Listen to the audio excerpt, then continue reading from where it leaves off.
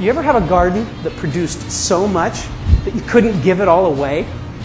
Whether it's potatoes or cucumbers, tomatoes or zucchini, there's a deadline. You got to give it away before it spoils. We all know that vegetables are not a good long-term investment. But what if we thought about money and material possessions the same way? In the parable of the rich fool, Jesus teaches us to be open-handed and generous with what we've been given before our own personal expiration date arrives. Let's read from Luke chapter 12, starting at verse 13.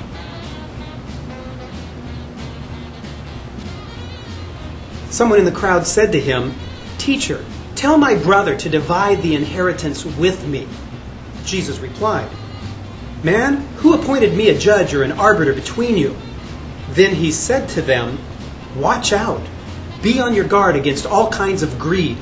A man's life does not consist in the abundance of his possessions." And he told them this parable. The ground of a certain rich man produced a good crop. He thought to himself, "What shall I do? I have no place to store my crops." Then he said, "This is what I'll do. I will tear down my barns and build bigger ones. And there I will store all my grain and my goods.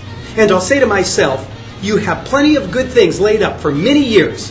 Take life easy, eat, drink, and be merry."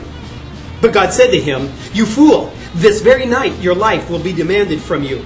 Then who will get what you have prepared for yourself?" This is how it will be with anyone who stores up things for himself, but is not rich toward God.